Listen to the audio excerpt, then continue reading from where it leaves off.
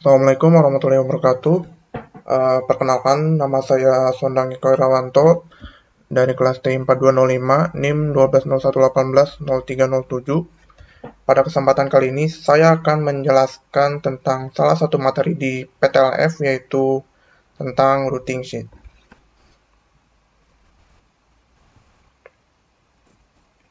Nah, pertama-tama ini apa sih itu routing sheet? Nah, menurut James pada tahun 1977, routing sheet ini merupakan sebuah tabel yang menggambarkan kebutuhan dari material, kebutuhan dari mesin, kapasitas mesin, engine efisiensi, dan lain-lain untuk membuat suatu produk.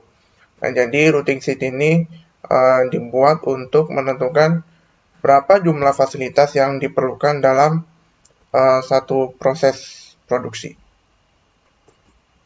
Nah, ini merupakan tujuan dari dibuatnya routing sheet, yaitu untuk menentukan dari jumlah material yang harus disiapkan dalam setiap proses.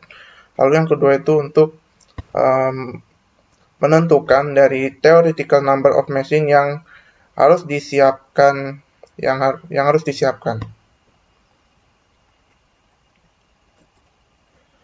Lalu selanjutnya itu ada input dari routing sheet sendiri. Nah, input ini didapatkan berdasarkan dengan peta operasi yang ada, bisa dari OPC, MPPC, dan lain-lain.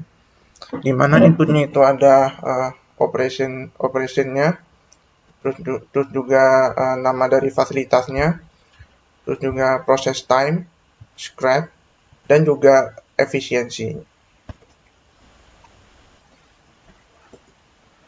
Nah, ini merupakan data-data pada routing sheet. Jadi yang pertama itu ada operationnya, lalu selanjutnya itu ada nama dari fasilitasnya, lalu selanjutnya itu adalah process time. Process time ini merupakan waktu proses dari setiap proses produksi yang ada. Lalu selanjutnya itu ada theoretical machine capacity. Nah, theoretical machine capacity ini merupakan rata-rata produk yang dapat diproduksi mesin dalam sehari. Lalu selanjutnya itu ada scrap. Scrap ini merupakan persentase dari material yang terbuang karena adanya proses produksi dari mesin tersebut. Lalu selanjutnya itu ada efisiensi. Efisiensi ini merupakan efisiensi dari setiap proses produksi dari setiap mesin yang ada di satu proses. Lalu selanjutnya itu adalah actual machine capacity. Nah, actual machine capacity ini merupakan jumlah produk yang dapat dibuat oleh mesin dalam sehari. Lalu selanjutnya itu adalah amount of actual machine. Nah, amount of actual machine ini merupakan jumlah mesin yang sudah ada sebelumnya.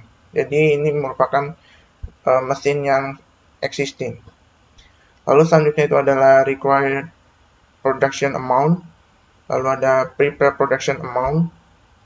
Lalu ada theoretical machine required. Nah, theoretical machine required ini merupakan jumlah mesin yang dibutuhkan berdasarkan dengan kapasitas mesin yang ada. Lalu selanjutnya itu adalah actual machine required. Nah, ini merupakan jumlah mesin yang dibutuhkan dalam satu proses produksi. Nah, ini merupakan perhitungan yang ada pada routing sheet. Nah, yang pertama itu ada theoretical machine capacity. Nah, untuk menghitung theoretical machine capacity, kita dapat menggunakan rumus yaitu load size dikali dengan working hour per day dibagi dengan process time-nya. Lalu selanjutnya itu ada actual machine capacity. Nah, untuk menghitung actual machine capacity ini kita dapat menggunakan rumus yaitu actual machine capacity sama dengan theoretical machine capacity dikali dengan machine efficiency. Lalu selanjutnya itu ada prepare production amount. Nah, untuk menghitung prepare production amount, kita dapat menggunakan rumus prepare production amount sama dengan required production amount dibagi dengan 1 min scrap dikali dengan looping proses. Lalu selanjutnya itu ada theoretical machine required. Nah, untuk menghitung theoretical machine required dapat menggunakan rumus prepare production amount dibagi dengan actual machine capacity. Nah, selanjutnya itu ada contoh dalam pengerjaan routing sheet. Nah, sebelum mengerjakan routing sheet, di sini terdapat data yang akan kita gunakan untuk menghitung pada routing sheet. Nah, yang pertama itu ada demand. Di sini diketahui demand-nya itu yaitu 4.217. Nah, untuk jam kerja per harinya itu 8 jam. Untuk hari kerja per tahunnya itu 240 hari per tahun. Dan untuk load size part body-nya itu 1. Load size part handling-nya itu 1. Dan scrap pada molding mesin-nya itu adalah 2%. Nah, ini merupakan OPC dari proses pembuatan troli. Nah, dari data ini kita akan menghitung jumlah kebutuhan fasilitas dari setiap proses yang ada.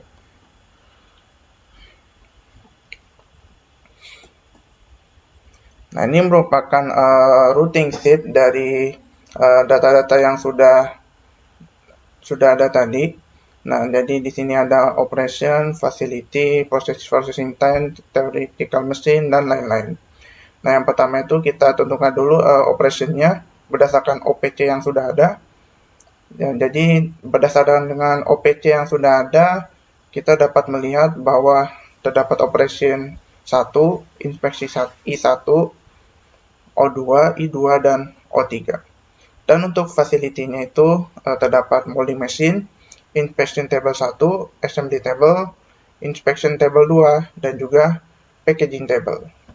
Nah, untuk processing time-nya berdasarkan dengan OPC yang sudah ada, yaitu untuk molding mesinnya itu yaitu 3, untuk inspection table 1-nya itu 1, untuk assembly table-nya itu 2, inspection table 2-nya itu 1, dan juga untuk packaging table-nya itu yaitu 2.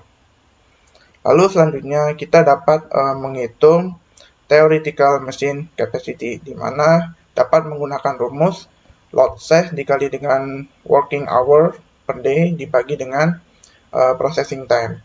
Nah, di sini kita akan menghitung untuk yang operation 1 dulu, yang O1 dulu, untuk yang theoretical machine di sini. Nah, di sini kita dapat hitung karena untuk body itu load size-nya 1, jadi kita dapat hitung untuk theoretical machine capacity-nya itu yaitu 1 dikali dengan working hour-nya itu 8. Nah, working hour-nya itu 8 dikali dengan 60 karena kita dibagi dengan menit processing time-nya. Nah, dibagi dengan processing time-nya yaitu 3. Maka didapatkan hasil yaitu 160. Nah, begitu pula dengan operation I1, di mana kita dapat menghitung dengan rumus yang sama dengan load size 1 juga. Lalu kita hitung yaitu 1 dikali 8 dikali dengan 60 dibagi dengan processing time-nya yaitu 1. Maka didapatkan hasil 480. Begitu pula dengan untuk O2, seperti itu juga. Didapatkan hasil 240 dan seterusnya. Lalu selanjutnya untuk scrap. Untuk scrap karena tadi untuk scrap itu sudah diketahui untuk molding mesin itu 2%, maka kita dapat menuliskan langsung di sini untuk scrapnya yaitu 2%. Dan untuk yang sisanya yaitu 0% karena tidak diketahui untuk scrapnya. Lalu untuk defect ini bisa kita lihat berdasarkan OPC yang sudah ada. Nah, untuk efisiensi kita dapat menggunakan rumus 1 min defect. Di mana untuk efisiensi dari operation 1 yaitu 100 dikurangi 0%. 1 dikurangi 0%, sama dengan 100%. Lalu untuk efisiensi I1 itu 1 dikurangi 1% yaitu 99% dan seterusnya sampai O3. Lalu selanjutnya kita dapat menghitung actual machine capacity dengan menggunakan rumus theoretical machine capacity dikali dengan efisiensi yang sudah ada. Jadi di sini bisa kita hitung 160 dikali dengan 100%, maka didapatkan hasil 160. Begitu pula dengan seterusnya, di bawah juga sama. Kita dapat hitung 480 dikali dengan 99% sama dengan 475,2 dan seterusnya. Nah, untuk amount of actual machine-nya itu kita asumsikan 0 karena di sini belum terdapat fasilitas yang ada sebelumnya. Lalu selanjutnya kita menghitung required production amount. Nah, untuk required production amount ini kita hitung dari proses terakhir di OPC, di mana untuk proses terakhir OPC itu yaitu O3.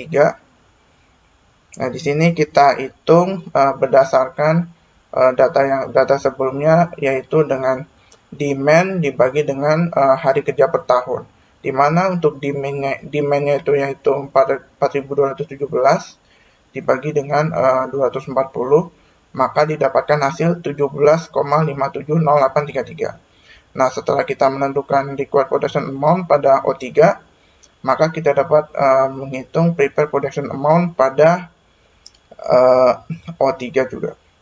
Nah, di sini kita dapat menggunakan rumus required production amount dibagi 1 min scrap dikali dengan looping interest. Nah, untuk looping interestnya itu kita asumsikan 1 karena kita memproduksi sebanyak 1 produk saja. Maka didapatkan hasil yaitu 18. Nah, setelah kita menentukan prepared production amount pada O3, kita dapat menentukan required production amount selanjutnya pada I2. Nah, untuk menentukan required production amount pada I2, kita terlebih dahulu melihat OPC yang sudah ada. Nah, setelah proses I2 itu proses apa? Nah, berdasarkan OPC. Nah, setelah proses I2 itu yaitu O3. Nah, maka untuk required production amount pada I2 dapat kita isi dengan prepared production amount pada O3, yaitu 18. Begitu pula lalu kita dapat hitung untuk prepared production amount masih dengan menggunakan rumus yang sama. Kita dapatkan yaitu 18. Begitu pula seterusnya sampai ke atas. Nah, untuk required production amount pada molding machine, nah, kita dapat mengisi berdasarkan prepared production amount pada O2. Kenapa? Karena jika dilihat dari OPC, O1 itu setelahnya itu yaitu O2. Maka kita dapat mengisi required production amount pada O1 itu dengan prepared production amount pada O2.